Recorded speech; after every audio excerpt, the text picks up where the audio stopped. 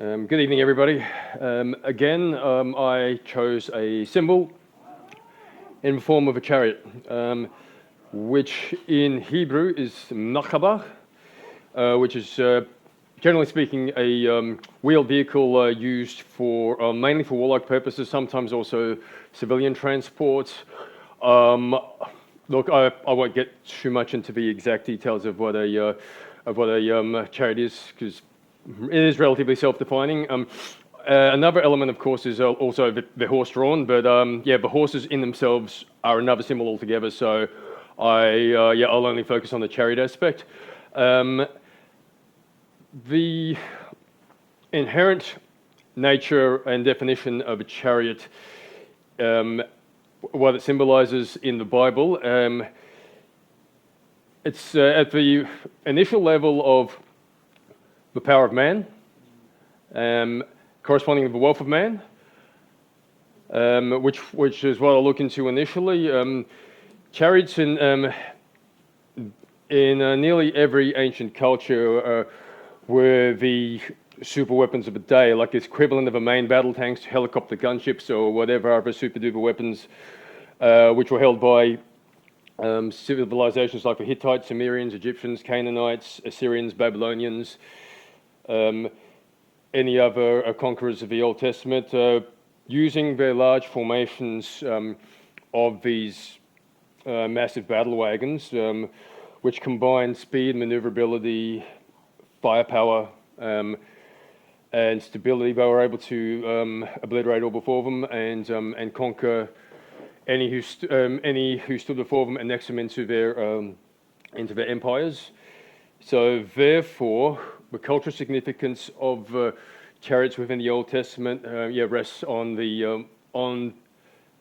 being the power of representing the military might and power of man, and also the fact that very few civilizations could actually afford to have the upkeep of chariots because they were so expensive to maintain. Let's look at the Old Testament in a bit of detail. There are many references in the Old Testament, especially as in going back to Exodus 14 with the Exodus account, where Pharaoh at the head of his army leading 600 plus chariots to pursue the Israelites as they were fleeing to the Promised Land, and then also in Joshua 17, Judges 1, and Judges 4 talks about the opposing Canaanite armies in the land of Canaan, whom the Israelites had to go up against. They were all equipped with iron chariots, which the Israelites found very hard to overcome. And Jabin, the Canaanite king, especially in Judges 4, he had 900 chariots of iron with which he oppressed the people of Israel cruelly for 20 years. And also in King Saul's time, in 1 Samuel 13:5, when the Philistines assembled like 3,000 chariots, 6,000 horsemen, and troops as numerous as the sands on the seashore to fight against King Saul's army at the Battle of Michmash. So therefore, chariots represent the overwhelming military power as their overarching Old Testament motif. And they were also appropriated by the people of Israel themselves, as with King Solomon, when he was in like 1 Kings and in 2 Chronicles, he actually provided much of his national treasury into Israel's standing army, which the pride of which was 1,400 chariots with 12,000 horsemen, the cost of which was quite significant, 600 shekels of silver for each chariot, and 150 for each horse. And also in later times, that link is also made with Isaiah, when he observes and he also condemns placing the trust in man's military might as represented by the chariots and material wealth. When he's saying their land is full of silver and gold, there is no end to their treasures. Their land is full of horses, there is no end to their chariots, the land is full of idolatry, in Isaiah 2:7-8. So therefore the chariots in the New Testament, they represent the highest form of trusting in the might and wealth of man. And there is there are some references in the New Testament, very few by comparison though.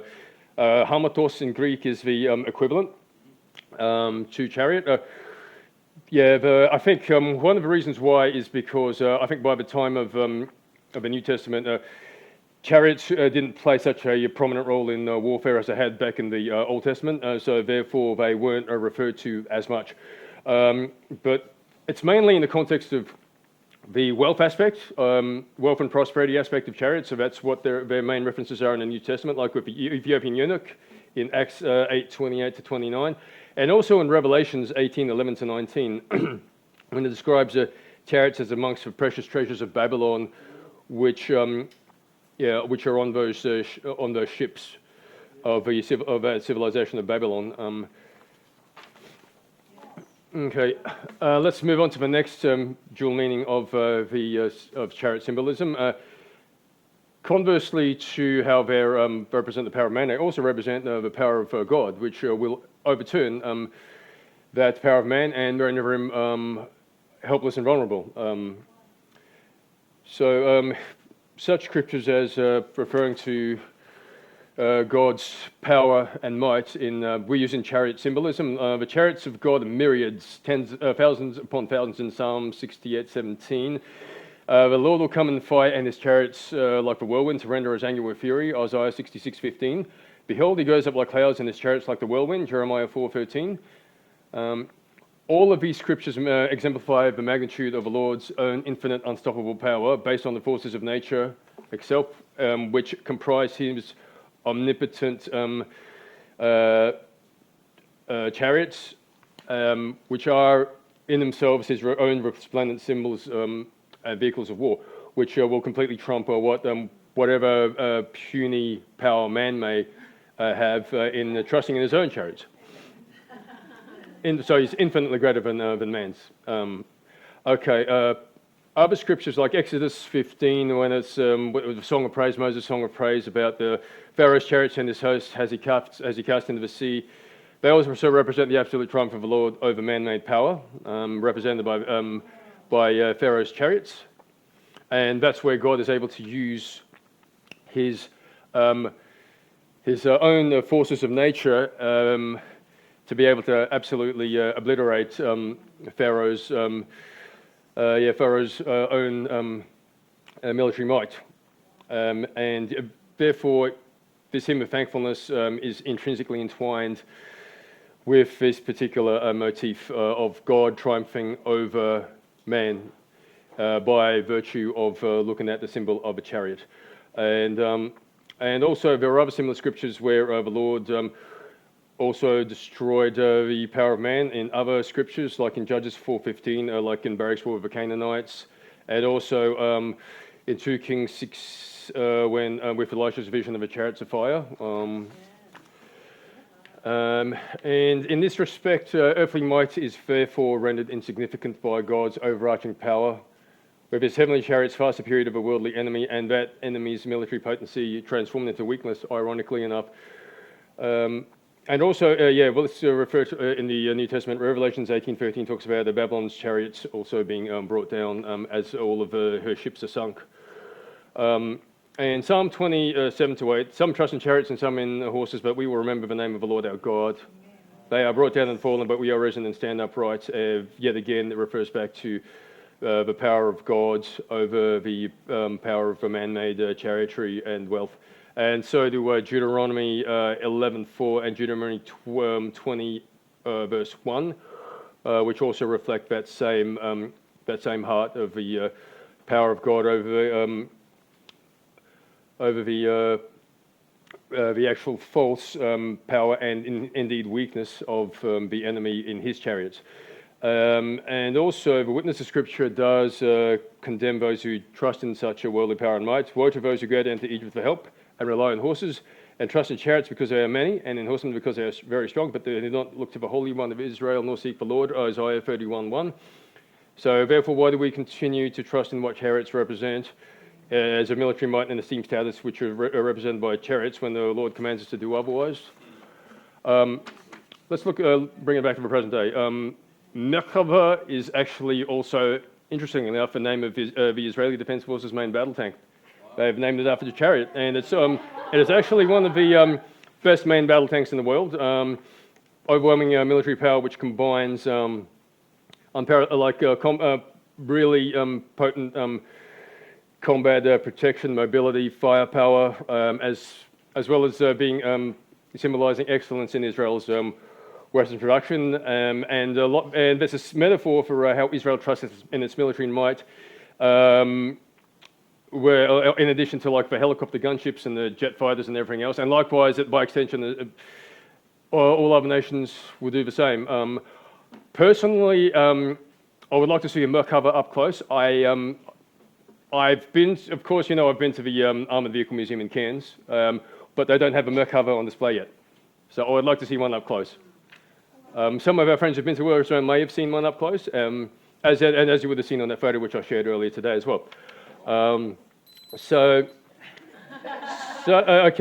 a belief in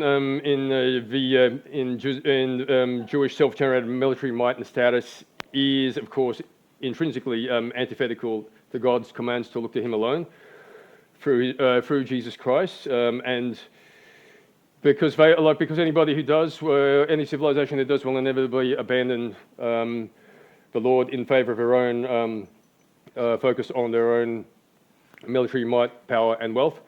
And I think personally for myself, I've also been challenged not in the course of this particular endeavor of compiling this assignment to not trust in my own chariots and my own academic capabilities and intellectual pretensions. And you can also see that in terms of the assignment. A couple of assignments, I've got a bit of an object lesson because they actually first drafts. There were some imperfections when I was printing this out, so therefore I think that was a symbol for for trying to, I suppose, for me, a metaphor for my trying to trust in my own strength in that respect. So I've laid them down before you. So yeah, that's where we look to the Lord first and foremost in His power and might instead of our own. Mm-hmm. Mm-hmm. It's a separate issue altogether. Okay.